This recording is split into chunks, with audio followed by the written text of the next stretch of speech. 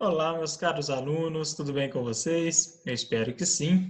Na aula de hoje, nós vamos dar sequência ao tema das grandes navegações.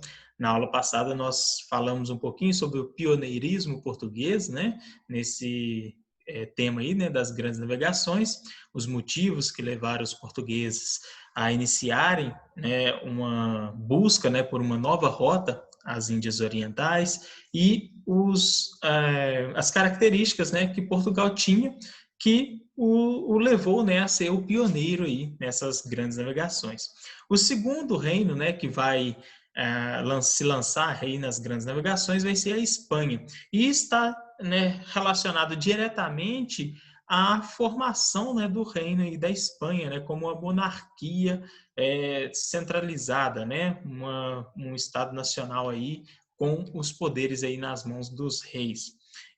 Lembro quando a gente estava falando, né, dessa formação aí dos estados nacionais, eu comentei com vocês que isso, né, está relacionado diretamente a esse processo aí de grandes navegações, até mesmo pela política mercantilista que esses reinos aí vão adotar. Então, enquanto Portugal, né, já buscava ali o comércio com a costa africana, né, já ia, né, ampliando as suas rotas marítimas, né, chegando próximo ali já às Índias, os espanhóis eles ainda estavam ali, né, tentando expulsar o restante, né, dos muçulmanos da Península Ibérica, né, o último reduto muçulmano na Península Ibérica foi, né, expulso, né, ali em 1492, né, que era no território aqui de Granada. Após isso, os reinos de Castela e Aragão, né, vão se unir por meio aí do casamento de Fernando e Isabel, né, os chamados reis católicos, e aí sim, a partir desse momento, eles começam, né, a se lançar, a se preocupar aí com essas grandes navegações, né, com a busca aí de novas rotas marítimas para as Índias, porque eles também queriam participar desse comércio lucrativo, né, com as Índias aí orientais, tá? Com o comércio de especiarias. Então, isso só é possibilitado após, né, a unificação, né, do reino da Espanha com o casamento aí, né, de Fernando e de Isabel. Portugal já tinha se unificado, né, principalmente depois da Revolução de Aves, tá? Então, por isso que foi um dos fatores de Portugal ter sido aí o primeiro a se lançar nesse comércio. Então, depois da unificação, né, da formação do reino da Espanha e dessa monarquia centralizada, os reis, né, católicos Fernando e Isabel passam a dar atenção aos planos aí do genovês Cristóvão Colombo, né, que vai apresentar para eles um projeto ousado para a época, tá, de navegação para atingir a Índia. Enquanto os portugueses planejavam chegar à Índia contornando o continente africano, né, passando ali pelo extremo sul do continente africano, o genovês Cristóvão Colombo queria chegar às Índias navegando em direção a oeste, né, e contornando, né, o globo terrestre até chegar às Índias, porque diferente do que grande parte, né, dos navegadores e dos pensadores ali nesse momento, né, pensavam que a Terra era plana, o Cristóvão Colombo ele dizia, né, que a Terra era redonda, né? Então, viajando no sentido, né, oeste, ele daria volta, né, ao mundo como se fosse uma laranja e chegaria à outra ponta, tá? Só que ele imaginava que o globo era muito menor do que realmente era, né? E eles não contavam, né, com a existência de um outro continente no meio do caminho, tá? Então, para os europeus foi uma descoberta, né, esse novo continente, né, que já era habitado ali por diversos povos indígenas.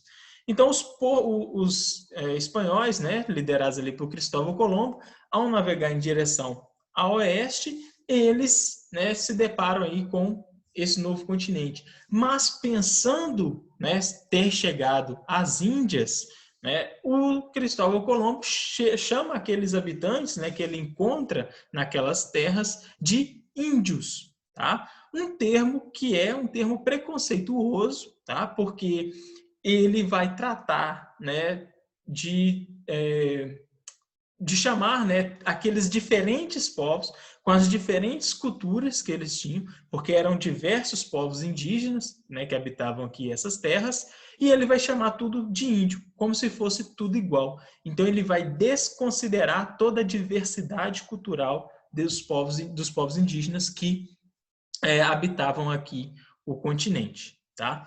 Então a rota, né, seguida ali pelos espanhóis foi diferente da dos portugueses, porque eles acreditavam que a Terra era redonda e não plana, né? Se eles acreditassem que a Terra era plana, né, se eles navegassem em direção oeste, uma hora eles iriam cair ali no abismo. Então, ele parte, né, da Espanha com 3 caravelas, tá? E consegue chegar aqui na região, né, de São Domingos, né, na região aqui da América Central, tá? E após um tempo aqui, eles retornam. A chegada, né, dos espanhóis aqui no continente americano, ela é datada de 1492. Tem até um filme, né, chama 1492, A Conquista do Paraíso, que mostra, né, um pouquinho dos planos aí de Cristóvão Colombo, né, do contato dele aí com os povos indígenas aqui na América Central. Então, assim, no momento dessa descoberta, eles não, né, sabiam ainda que se tratava de um novo continente. Eles só vão saber disso daí depois, né, com o Américo Vespúcio, tá? Então, o Américo Vespúcio, ele vai, né, um italiano, ele vai navegar durante toda a costa ali, né, do continente e vai, né, descobrir que se tratava, né, de um novo continente, que Cristóvão Colombo, né, tinha descoberto um novo continente e não, né, ter chegado ali às Índias. Por isso que o continente ele vai ser batizado em homenagem a esse navegador, né, Américo Vespúcio, só que seguindo a tradição de que os outros continentes descobertos levavam nomes femininos, né, coloca-se o nome de América em vez de Américo, tá? O nome feminino aí de Américo Vespúcio. Então, depois da viagem de Colombo, né, vão se suceder aí várias outras, né, viagens e descobertas aí espanholas, né? Entre elas, né, vão se destacar aí a viagem de Vicente Pinzón, né, que em 1500 chega a Foz, né, do Rio Amazonas, e no qual ele vai denominar aí o Rio Doce, né? Então ele vai navegar aqui pelo Rio Amazonas, o Rio Amazonas tão largo, né, que as embarcações conseguem, né, navegar por ele, tá? Então, entrando aqui pela foz, né, do Rio Amazonas, eles vão adentrando aqui, né, no continente, cada vez mais adentro do continente americano. Nós vamos ter aí a viagem, né, de Fernão de Magalhães, né, o espanhol que vai ser o primeiro, né, a completar uma circunnavegação, né, ou seja, o primeiro navegador que vai dar realmente a volta ao mundo. Ele sai da Espanha, né, ele contorna aqui o sul da América, né, da América do Sul aqui, passando aqui pela Patagônia, pelo Oceano Pacífico, pela Ilha de Páscoa, né, chegando aqui na Oceania, né, nas várias ilhas, na Indonésia, contornando, né, até chegar novamente à Espanha. O Fernão de Magalhães ele chega a morrer, né, durante essa viagem, mas os créditos são dados a ele, tá? Como primeiro navegador a terminar aí uma circunnavegação, a realizar uma circunnavegação. Iniciou em 1519 e terminou em 1521. Então é um grande feito aí, né? Que quem recebeu os créditos aí foram os espanhóis. Tem alguns documentários, né, que vocês acham no YouTube, chama Grandes Navegadores. Se vocês digitarem, vocês vão encontrar 4 temas, né, desses grandes navegadores. E é bacana vocês acompanharem, né, as descobertas desses navegadores nesse momento. Né? Vai ter um de cada, né, país ali. Vai ter o Fernão de Magalhães, né, da Espanha. Vai ter o Américo Vespúcio, né, vai ter o Bougainville, da França, e vai ter o James Cook, né, da Inglaterra. Então aqui a rota, né, do Fernão de Magalhães, tá? E aí a gente entra numa questão aqui mais política, né, das grandes navegações, que são os tratados aí de divisão de terras. Né? Nesse primeiro momento, Portugal e Espanha, né, por essa competição aí, né, de descoberta de novas terras, né, de iniciar essas grandes navegações em mar aberto aí, né, serem os pioneiros nesse processo, eles vão entrar numa disputa aí, né, para ver quem que vai ficar com essas terras, né, recém-descobertas, tá? Então, olha lá, a concorrência espanhola nas navegações preocupou o governo português. Ele temia pela rota oriental que procurava e pelas terras que já, né, havia descoberto. Tá? Então, aqui nós temos, né, as várias rotas, né, os navegadores conquistando e descobrindo novas terras, e isso preocupava, né, os portugueses que tinham iniciado esse processo das grandes navegações de perderem esse domínio. Então, eles vão fazer, né, alguns tratados. O primeiro desses tratados, né, vai ser a bula intercoeteira. Tá? Essa bula intercoeteira, ela vai dizer que as terras a 100 léguas, né, a oeste das ilhas aqui de Açores, pertenceriam a português. O restante, né, pertenceria à Espanha.